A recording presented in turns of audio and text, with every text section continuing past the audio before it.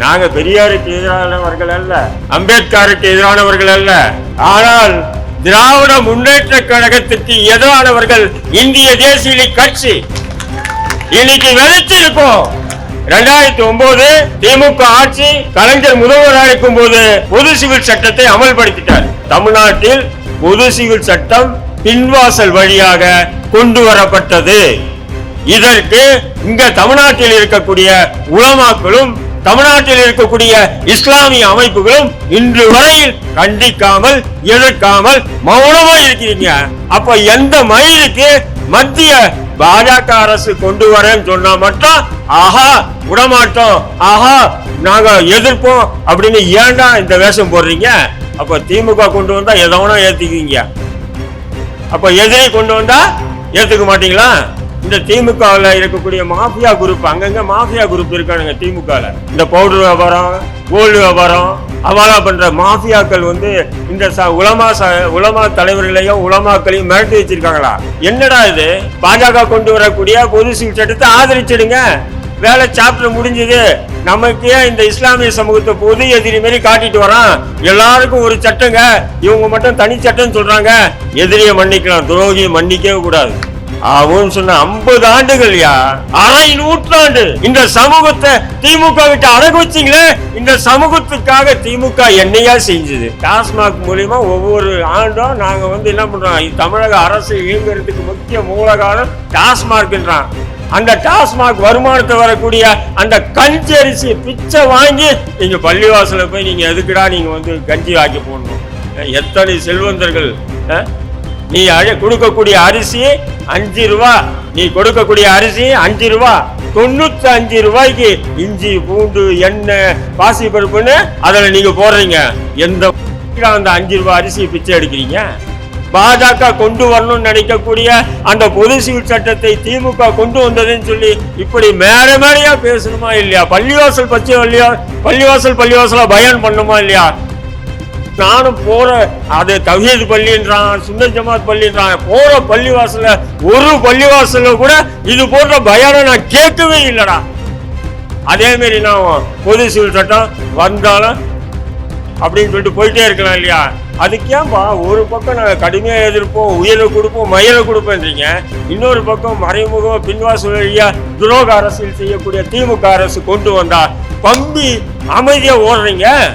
எல்லா திமுக இருக்கக்கூடிய முன்னாள் அமைச்சர்களுடைய எல்லா வாரிசும் திமுக இருக்கான். ஆனா முஸ்லிம் தலைவர்களுடைய வாரிசு யாருமே திமுக இல்ல. இப்ப என்ன இது? துரோக அரசியல் தானே. தமிழக அரசியலில் துரோகி திமுகவை அழிக்க வேண்டும், ஒழிக்க வேண்டும், இந்த மண்ணில் இருந்து தூக்கி வீசணும். இது நான் சொல்ல, பாபா சொன்னது. நீங்க 26 தேர்தலில் ஒண்ணு கூடி மறுபடியும் வாங்க அப்படின்னு எங்க திமுகவுக்கு ஆதரிங்க அப்படின்ற மாதிரி ஒரு மறைமுகமா அப்படி இன்னும் கொஞ்ச நேரம் தான் உங்ககிட்ட எல்லாம் திமுக ஓட்டு போடுதுன்னு கேட்டு இருப்பாப்புல. அப்படி பேசிட்டாரு அவரு. பாவம் என்ன பண்ணுவார்? இளைஞரா இருக்காரு. அவருக்கு அந்த திமுகனுடைய துரோக வரலாறுலாம் அவர் படிச்சது இல்லை, ஆனா தெரியும் இல்லை அவருக்கு. பாவம் இன்னமும் அப்படியே இருக்காங்க. நாங்க பெரியாருக்கு எதிரானவர்கள் அல்ல, அம்பேத்கருக்கு எதிரானவர்கள் அல்ல. ஆனால் திராவிட முன்னேற்ற கழகத்துக்கு எதிரானவர்கள் இந்திய தேசிய கட்சி. இன்னைக்கு வெறிச்சிருக்கோம். திமுக உளவுத்துறைய ரிப்போர்ட் போடு. திமுகவுக்கு ஒரு நாள் இருக்கு, பாட கட்டுற காலம் வரும், நிச்சயம் வரும். விவாதத்துக்கு வாங்க.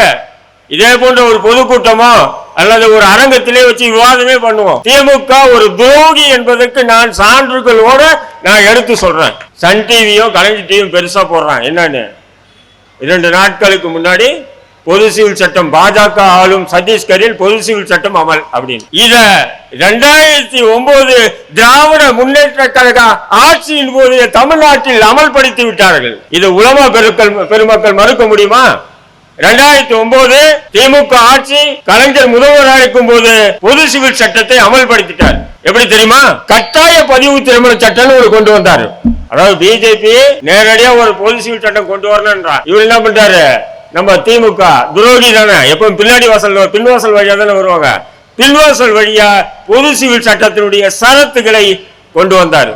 பொது சிவில் சட்டம் என்றால் 4 விஷயம் தான். 1 திருமணம், மார்க்க அடிப்படையில் திருமணம் செய்வது. 2வது தலாக், அதாவது தலாக் குல்லா, விவாகரத்து, இது மார்க்க அடிப்படையில் செய்து கொள்வது எங்களுக்கு உரிமை. மூன்றாவது வாரிசு உரிமை, அதாவது என்னுடைய சொத்து இருக்குன்னா அந்த சொத்தை நான் எப்படி பகிர்ந்து கொடுக்க வேண்டும், மார்க்க அடிப்படையில் பகிர்ந்து கொடுக்க வேண்டும். நான்காவது வக்ஃபு. இந்த 4 விஷயம் தான் பொது சிவில் சட்டம் என்பது. 2009 திமுக ஆட்சியில் கட்டாய பதிவு திருமணம் சட்டம் கொண்டு வந்தார் இல்லையா, திருமணம் அவுட்டு. வயசு அரசு சொல்லக்கூடிய வயசுல தான் திருமணம் பண்ணோம். அப்ப அது சரியத்துக்கு எதிரானதானே? இங்க இருக்கக்கூடிய உலமாக்கள் நல்லா கவனிங்க. தேர்தல் நேரத்தில் பள்ளிவாசல் நின்று திமுக ஓட்டு போடுங்கன்னு சொல்றதை மட்டும் நீங்க வச்சுக்காதீங்க. நல்ல யோசனை பண்ணி, நான் போய் சொல்லல. 2009 கொண்டு வந்த சட்டம் கட்டாய பதிவு திருமண சட்டம். திருமணம் அந்த வயசு வந்து என்ன, அரசாங்கம் சொல்ற 18 சொன்னா 18ல திருமணம் பண்ணும், 20 சொன்னா 20ல திருமணம் பண்ணும், 21 சொன்னா 21ல திருமணம் பண்ணும். இதுதான் கட்டாய பதிவு திருமண சட்டம். அடுத்தது என்ன பண்ணோம், அப்போ திருமணம் நம்ம பண்ண முடியாது. எப்படி? 3 விஷயங்களுக்கு விரைவுபடுத்துங்கள். இது ஹதீஸ். 1, பாங்கு சொன்னா தொழுகைக்கு ஓடிடுங்க. 2வது, மௌத்தானா உடனே அடக்கம் பண்ணிடுங்க. 3வது, பருவம் அடைந்தவுடன் திருமணம் செய்து வைத்து விடுங்கள். இது மார்க்கம் சொல்லி இருக்கு, நான் சொல்லிங்க, மார்க்கம் சொல்லி இருக்கு. உலமாக்களுக்கு நல்லா தெரியும், சமுதாய தலைவர்களுக்கு நல்லாவே தெரியும். அப்போ இந்த ஷரியத்துக்கு எதிராக முதல்ல திமுக ஆட்சியில் அது வயசு நிர்ணயிக்கப்பட்டது. அடுத்தது பதிவு. நீங்க திருமணம் பண்றீங்க பார்த்தீங்களா, பள்ளிவாசல்லையோ அல்லது பெரிய பெரிய மண்டபங்கள் பிடிச்சோ உலமாக்களை கூப்பிட்டு நீங்க அந்த துவாக்கெல்லாம் ஓதி நீங்க திருமணம் பண்றீங்களா, நிக்கா பண்றீங்களா, அந்த நிக்கா செல்லுபடி ஆகாது. அந்த நிக்கா செல்லுபடி ஆகாது.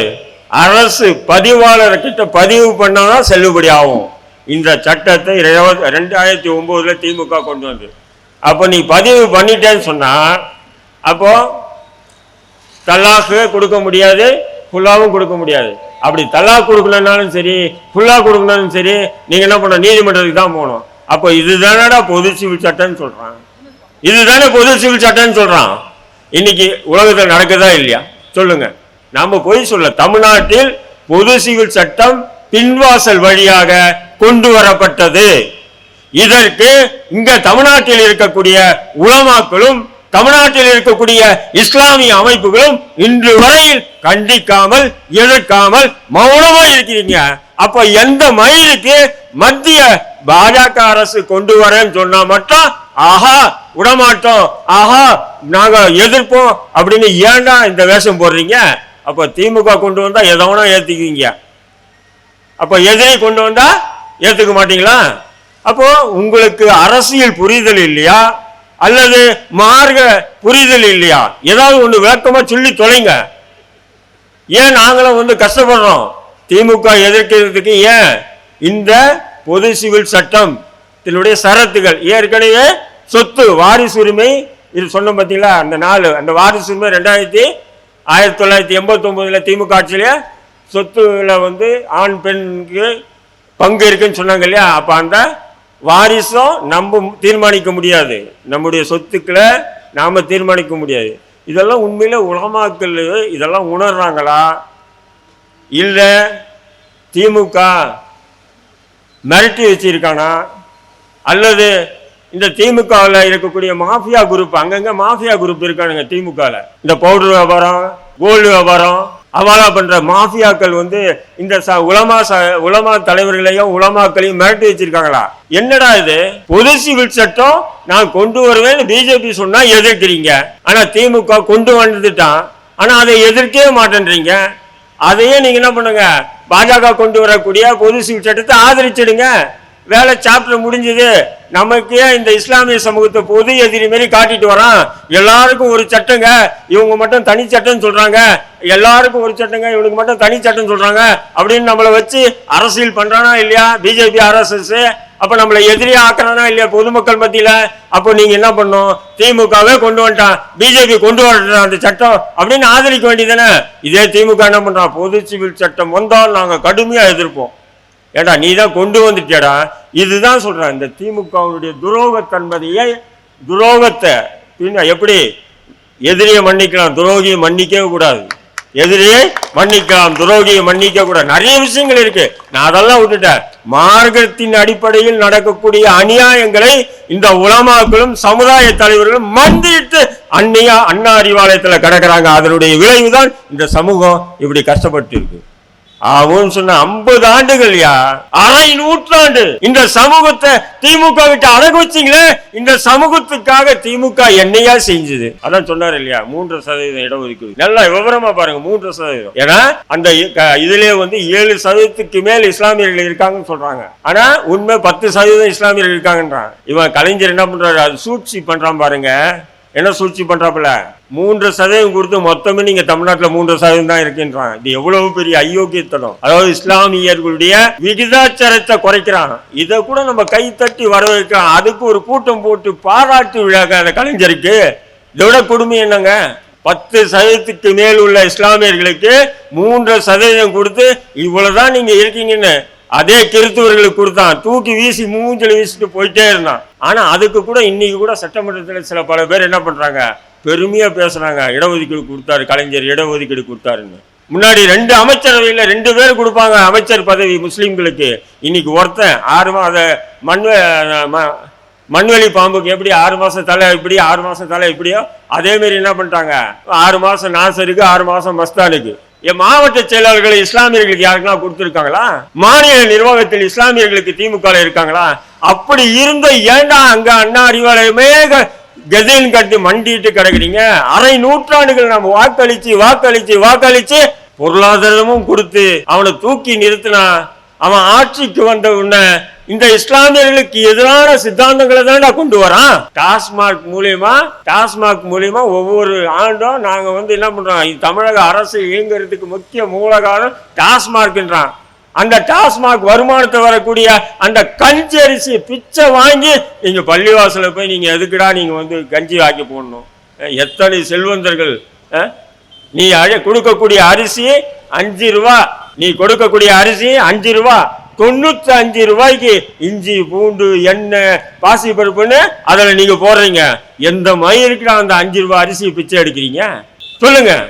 அதை தூக்கி அரசாங்கம் மூஞ்சில வீச வேண்டியதானே? அதுக்கு நம்ம முஸ்லீம் லீக் தலைவர் காதர் மொய்தீன், தமிழக முதல்வர் அவர்களுக்கு நன்றி. ஏனென்றால் அதாவது ரம்ஜான் மாதத்தில் அனைத்து பள்ளிவாசல்களுக்கும் இலவசமாக கஞ்சி அரிசி என்றா பிச்சைக்காரனா? பாஜக கொண்டு வரணும்னு நினைக்கக்கூடிய அந்த பொது சிவில் சட்டத்தை திமுக கொண்டு வந்ததுன்னு சொல்லி இப்படி மேடையா பேசணுமா இல்லையா? பள்ளிவாசல் பள்ளிவாசலா பயன் பண்ணுமா இல்லையா? உம்மாட மௌனுக்கு நானும் போற அது தவ்ஹீத் பள்ளின்றான், சுன்னத் ஜமாத் பள்ளின்றான், போற பள்ளிவாசல ஒரு பள்ளிவாசல கூட இது போன்ற பயானை நான் கேட்கவே இல்லடா. அப்போ கேட்கலன்னு சொன்னா அப்ப என்ன அர்த்தம்? உலமாக்கள் ஒன்னும் புரிஞ்சிக்கல போல இருக்காது. இந்த கட்டாய பதிவு திருமண சட்டம் மூலியமா அந்த திருமணம் பண்ண முடியாது, அப்புறம் தல்லாக்குள்ளா கொடுக்க முடியாது, அப்புறம் 2வது திருமணம் பண்ணிக்க முடியாது. இதெல்லாம் இந்த கட்டாய பதிவு திருமண சட்டம் மூலமாக நமக்கு படிச்சிருக்காண்டா. இந்த விஷயங்களை உலமாவுக்கு தெரியாதா, இல்லை தலைவர்களுக்கு தெரியாதா, இல்லை மக்களுக்கு தான் தெரியாதா, இல்லை நாம தான் பைத்தியம் மீறி ஏதோ தெருவில் பேசிட்டு அலையிறோமா? இப்படியெல்லாம் எனக்கு குழப்பமாக வருது.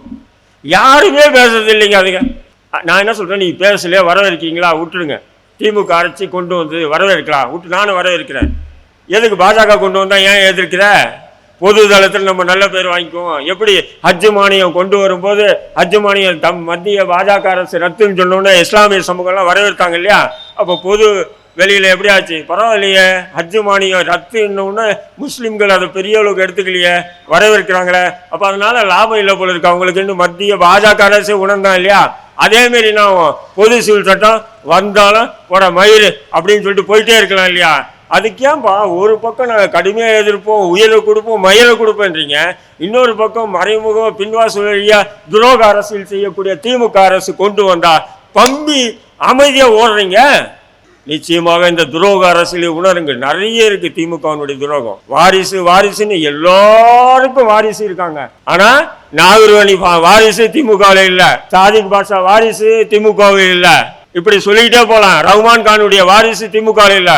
ஆனா பொன்முடி வாரிசு இருக்கான், துரைமுருகன் வாரிசு இருக்கான், இங்க பெரியசாமி அவர், ஆமா பெரியசாமி வாரிசு.